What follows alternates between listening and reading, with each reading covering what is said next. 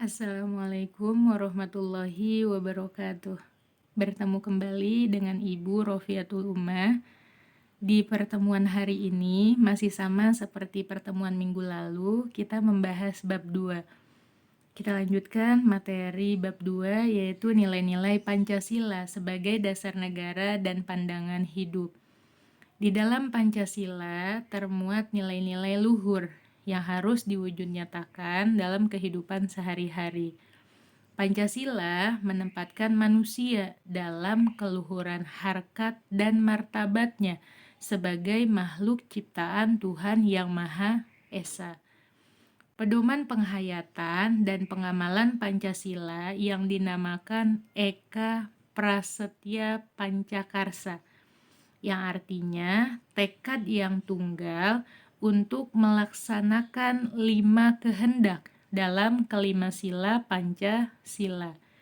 Tekad yang tunggal berarti tekad yang sangat kuat dan tidak tergoyahkan lagi.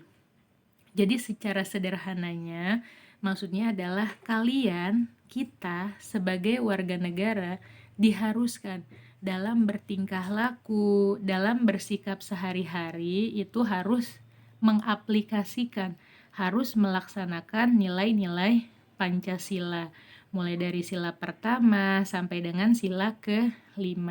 Jika kita mengaplikasikan nilai-nilai Pancasila dalam kehidupan sehari-hari, sikap kita disebut dengan Eka Prasetya Pancakarsa.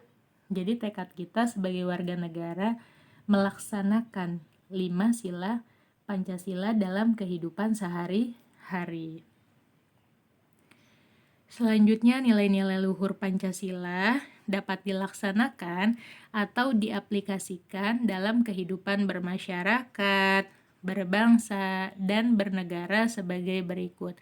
Contoh yang pertama dari sila pertama, membina kerukunan hidup di antara sesama umat beragama dan kepercayaan terhadap Tuhan Yang Maha Esa. Beraneka ragam agama di Indonesia, terdiri dari 6 agama.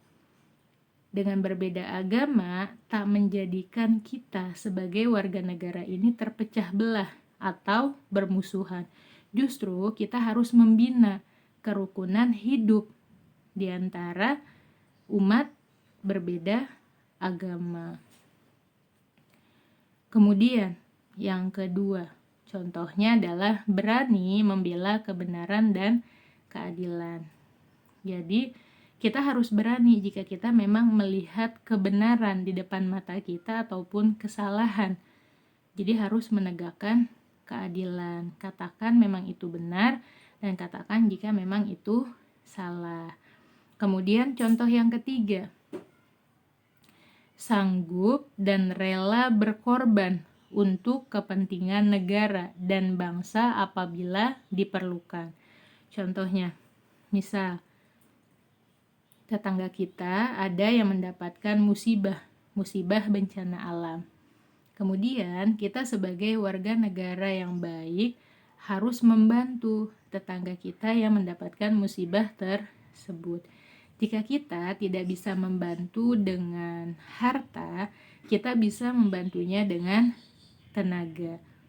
Contoh, kita bisa datang ke TKP untuk memberikan bantuan kepada saudara kita yang membutuhkan. Atau misalnya kita tidak bisa datang ke TKP, bisa kita membantu dengan memberikan pakaian yang sudah tidak kita pakai lagi. Atau bisa juga misalnya tidak ada pakaian, tidak bisa datang ke TKP, bisa juga kita memberikan sebagian harta kita untuk saudara kita yang membutuhkan.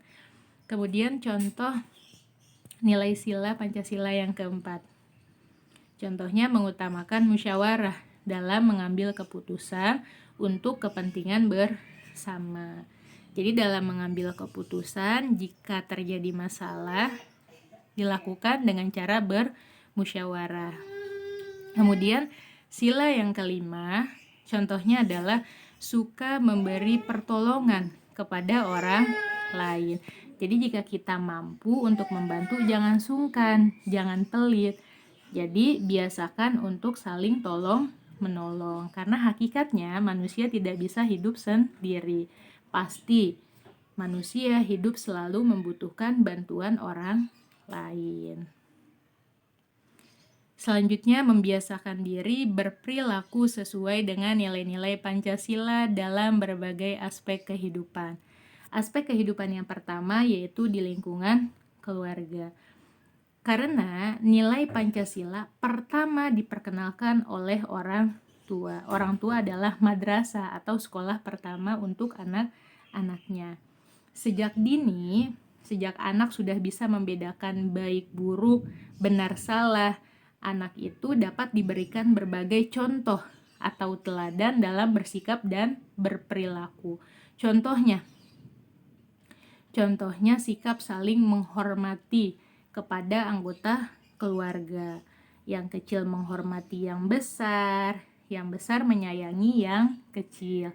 Kemudian contoh lain, menumbuhkan sikap gotong royong ketika menjalankan pekerjaan rumah. Semisal, ibu 3 bersaudara. Ibu anak pertama. Ibu memiliki 2 adik. Ibu saling bergotong royong dalam mengerjakan atau dalam menyelesaikan pekerjaan rumah. Misal, ibu yang menyapu lantai, adik ibu yang pertama mengepel, kemudian adik ibu yang ketiga mencuci piring. Jadi saling tolong menolong, saling bantu membantu. Kemudian aspek kehidupan yang kedua di lingkungan sekolah. Nilai-nilai Pancasila dapat dibangun dan ditumbuh kembangkan pada tahap ini, artinya di lingkungan sekolah, mulai dibangun dan ditumbuh kembangkan nilai-nilai Pancasila. Terlebih melalui proses pembelajaran di sekolah. Contohnya, guru memotivasi siswa untuk menyampaikan pendapat dengan cara yang benar dalam diskusi kelas dan menghargai perbedaan di antara teman-teman satu kelas. Semisal, kalian sedang belajar, kemudian dalam menyelesaikan tugas dilakukan dengan cara berdiskusi kelompok. Nah, di dalam diskusi kelompok, setiap siswa pasti mengeluarkan pendapat. Nah, ketika teman sedang memberikan pendapat, teman yang sedang mendengarkan harus bisa menerima, harus bisa menghargai pendapat yang telah disampaikan oleh teman satu kelompok. Kemudian, aspek yang ketiga, di lingkungan masyarakat.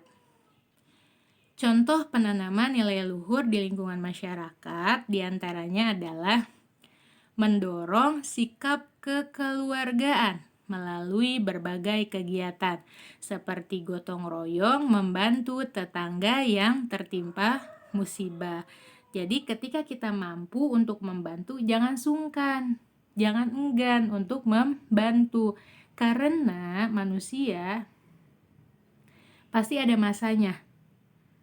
Di saat mudah kita membantu teman yang sulit, saudara atau tetangga yang sulit. Di saat kita kesulitan, maka kita pun akan dibantu, akan ditolong oleh tetangga, karena sebelumnya kita pernah membantu tetangga yang kesulitan.